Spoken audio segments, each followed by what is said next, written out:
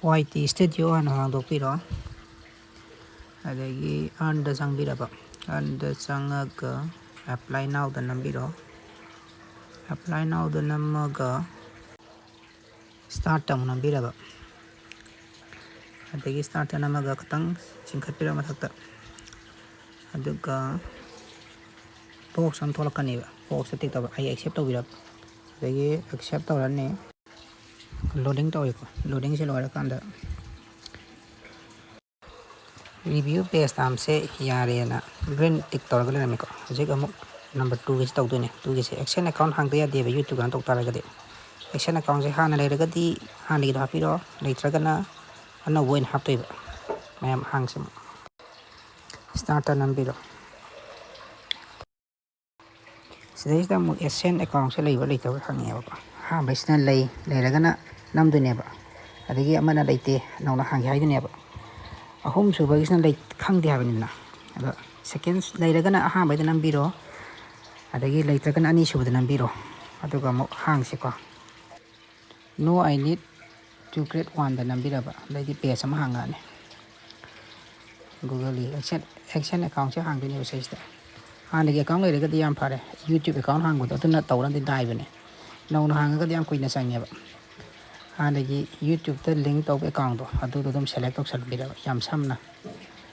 ai gidi khumjallabane message email de am thangta thajarpanena khangagadi nungaitena dan tawbiro adagi dan tawrakanda ngasai sign up to yade amuk start to le sawana amaka start it hours start na bakanda dan ni taron poti process se me baka amaka sum khokti house ya bas mana taw so we taw do so start na biro android so iphone ta samane ada sai process samana na second nau na mo hangen sa mana na dum sangi to asada mana dum matang sangi create taw to aha be mana be page sam hang gore yare study yare magi ngasai lam khaladi India dum khan biro ko gi India ni na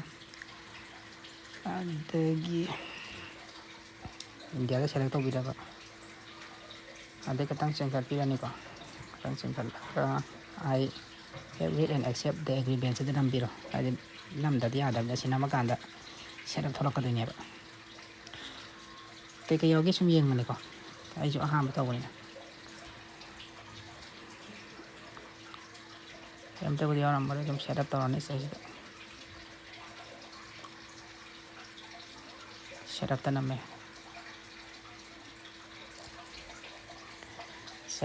pada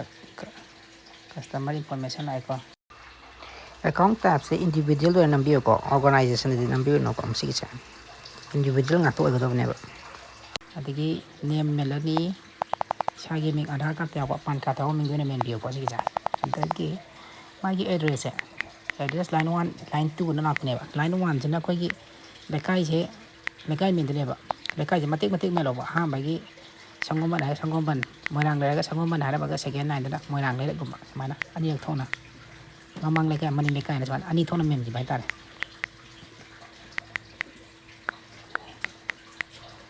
adu line 1 line 2 se me da matum da city town se men biro adagi pin code hapiro lam tegi infal gi na infal gi hapiro iski hapiro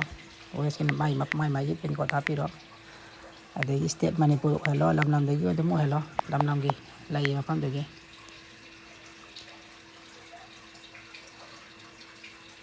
selema state khalani manipur khalani phone number sa pa sa hap ta sa ai di hapsal le ai mari tawra den hapsa mana phai soi den adagi ke tawra adagi redirect tawra hari YouTube ta ne action account hang gamina hang ga te ya dabni ko si cha pung ahum mari change ya ba ya dab da mo to in progress ta legre si matung da ti pung ani hongi matung to mo ngai la si YT studio mo hange pung ani hongi matung da adai kai thoye ngasi complete orame to synoptic asang matarape matang ti abu number 3 is that get reviews dum tawdone ba ko si jo mathan dum tawjani ꯊꯥꯃꯨꯛꯇꯤ ꯆꯪꯅꯤꯅ ꯊꯥꯏꯌꯦ ꯃꯥꯒꯤ get ꯔꯤꯚ꯭ꯌꯨꯁꯦ ꯑꯗꯣ ꯑꯩ ꯉꯥꯏꯔꯒꯦ ꯅꯣꯡꯉꯥꯜꯂꯒ ꯀꯔꯤ ꯐꯤꯕꯝꯗ ꯂꯩꯒꯦꯅ ꯑꯃꯨꯛ ꯌꯦꯡꯉꯒꯦ ꯉꯥꯏꯍꯥꯛ ꯄꯨꯡ 2-3 ꯂꯩꯔꯒ ꯑꯃꯨꯛ ꯌꯦꯡꯕꯅꯦ ꯌꯥꯔꯕꯗꯤ ꯑꯗꯣ ꯅꯣꯡꯉꯥꯜꯂꯒ ꯌꯦꯡꯕ ꯀꯥꯟꯗ ꯁ꯭ꯇꯦꯗꯤꯑꯣ ꯍꯥꯡꯉꯒ ꯁꯨꯃꯥꯏꯅ ꯌꯦꯡꯕ ꯀꯥꯟꯗ ꯁꯨꯃꯥꯏꯅ ꯊꯣꯛꯂꯛꯑꯦ ꯀꯪꯒ꯭ꯔꯦꯆꯨꯂꯦꯁꯟ ꯍꯥꯏꯅ ꯇꯧꯔꯒ congratulations you are a YouTube miner let's go ꯅꯝꯃꯅꯤꯀꯣ ꯍꯥꯏꯗꯤ dismiss ꯇꯧꯕ ꯍꯥꯏꯇꯥꯔꯦ let's go ꯅꯝꯃꯦ let's go ꯅꯝꯕ ꯀꯥꯟꯗ ꯁꯤꯒꯤ ꯄꯣꯠꯇꯤ ꯍꯥꯡꯕꯅꯦꯕ ꯑꯗꯣ ꯄꯩꯁꯥ ꯇꯥꯟꯕꯁꯦ ꯃꯈꯜ ꯂꯩꯕꯅꯤꯅꯅꯦ ꯋꯥꯁ ꯄꯦꯖ ꯑꯦꯠꯇ ꯑꯣꯏꯅ ꯆꯪꯕꯤꯔꯕ ꯍꯥꯏꯗꯤ ꯑꯩꯈꯣꯏꯅ ꯌꯦꯡꯕ ꯀꯥꯟꯗ ꯑꯦꯚꯔꯦꯖ ꯃꯆꯥ ꯂꯥꯛꯏꯗꯅ ꯑꯗꯨꯒꯤꯗꯃꯛꯇꯀꯣ ꯁꯤ ꯆꯪꯉꯀꯥꯟꯗ ꯇꯔꯟ ꯑꯣꯟ ꯇꯧꯕꯤꯔꯅꯤ ꯇꯔꯟ ꯑꯣꯟ ꯇꯧꯔꯀꯥꯟꯗ ꯉꯥꯏꯍꯥꯛ ꯉꯥꯏꯇꯥꯔꯦꯀꯣ ꯁꯤꯁꯨ ꯑꯦꯛꯁꯦꯞ ꯇꯧꯗꯣꯏꯅꯤ ꯈꯣꯠꯄꯗꯤ ꯂꯥꯏꯕꯅꯤ ꯍꯥꯟꯅ ꯕꯣꯛꯁꯇ ꯑꯩ ꯑꯦꯛꯁꯦꯞ ꯇꯧꯕꯤꯔꯣ ꯑꯗꯒꯤ ꯑꯦꯛꯁꯦꯞꯇ ꯅꯝꯕꯤꯔꯅꯤ ꯑꯁꯤꯒꯤ ꯄ꯭ꯔꯣꯁꯦꯁ ꯂꯣꯏꯔꯅꯤꯀꯣ ꯑꯗꯨꯝ ꯁꯤꯒꯤ ꯕꯣꯛꯁꯁꯦ ꯀ꯭ꯂꯤꯛ ꯇꯧꯕꯤꯔꯒ ꯅꯦꯛꯁ ꯇꯧ ꯅꯝꯕꯤꯔꯕ ꯑꯗꯒꯤ ꯑꯃꯨꯛ ꯚꯤꯗꯤꯑꯣ ꯃꯥꯒꯤ ꯁꯤꯗꯩꯁꯤꯗ ꯑꯅꯤ ꯊꯣꯛꯂꯛꯏꯁꯦ ꯑꯃꯅ ꯚꯤꯗꯤꯑꯣ ꯂꯣꯏꯅꯃꯛꯇꯒꯤ ꯄꯩꯁꯥ ꯂꯥꯛꯄꯒꯤ ꯃꯑꯣꯡꯅꯦꯕꯀꯣ ꯑꯦꯚꯔꯦꯖ ꯂꯥꯛꯀꯥꯟꯗ ꯑꯗꯒꯤ ꯑꯃꯅ ꯚꯤꯗꯤꯑꯣꯁꯦ ꯑꯩꯈꯣꯏꯅ ꯈꯜꯂꯒ ꯄꯩꯁꯥꯁꯦ ꯂꯥꯛꯄꯒꯤꯁꯦ ꯑꯗꯣ ꯚꯤꯗꯤꯑꯣ ꯂꯣꯏꯅꯃꯛꯇꯒꯤ ꯄꯩꯁꯥ ꯂꯥꯛꯄꯗꯣ ꯐꯕꯅꯤꯅ ꯑꯍꯥꯟꯕꯒꯤꯁꯦ ꯑꯣꯜ ꯑꯣꯐ ꯃꯥꯏ ꯑꯦꯛꯖꯤꯁꯇꯤꯡ ꯚꯤꯗꯤꯑꯣꯁꯦ ꯁꯤꯗ ꯑꯣꯏꯅ ꯀ꯭ꯂꯤꯛ ꯇꯧꯕꯤꯕ ꯑꯃꯗꯗꯤ ꯑꯩꯈꯣꯏꯅ ꯈꯟꯗꯣꯏꯅꯦꯕ ꯀꯥꯟꯗꯦꯕ ꯑꯗꯨꯗꯤ ꯃꯣꯅꯤꯇꯥꯏꯖ ꯑꯣꯜ ꯇꯧꯕꯤꯔꯣ ꯃꯣꯅꯤꯇꯥꯏꯖ ꯑꯣꯜ ꯇꯧꯔꯒꯗꯤ ꯉꯁꯥꯏ ꯚꯤꯗꯤꯑꯣ ꯈꯨꯗꯤꯡꯒꯤ ꯄꯩꯁꯥꯗꯣ ꯂꯥꯛꯀꯗꯣꯏꯅꯤ ꯑꯦꯚꯔꯦꯖ ꯇꯧꯕ ꯃꯇꯝꯗ ꯑꯗꯒꯤ ꯑꯃꯨꯛ ꯁꯤꯒꯤꯁꯦ ꯑꯃꯨꯛ ꯍꯧꯗꯣꯏꯅꯤ ꯁꯣꯔꯠ ꯐꯤꯠ ꯑꯦడ్ꯁꯦ ꯁꯤꯁꯨ ꯇꯤꯛ ꯇꯧꯕꯤꯔꯣ ꯁꯤꯗ ꯑꯃꯨꯛ ꯃꯊꯪ ꯁꯤ ꯑꯅꯤꯁꯤ ꯌꯥꯝ ꯀꯥꯟꯅꯕ ꯉꯥꯛꯇꯅꯤꯀꯣ ꯁꯤꯁꯨ ꯍꯧꯖꯤꯛꯀꯤ ꯑꯗꯨꯃꯥꯏꯅ ꯑꯗꯨꯝ ꯃꯈꯥ ꯆꯤꯡꯊꯕꯤꯔꯣ ꯑꯩ ꯑꯦꯛꯁꯦꯞꯇ ꯇꯤꯛ ꯇꯧꯕꯤꯔꯣ ꯑꯗꯨꯒ ꯑꯦꯛꯁꯦꯞꯇ ꯑꯃꯨꯛ ꯇꯤꯛ ꯇꯧꯕꯤꯔꯣ ꯑꯗꯩꯗꯤ ꯃꯥꯒꯤ ꯂꯥꯏꯐꯇꯣ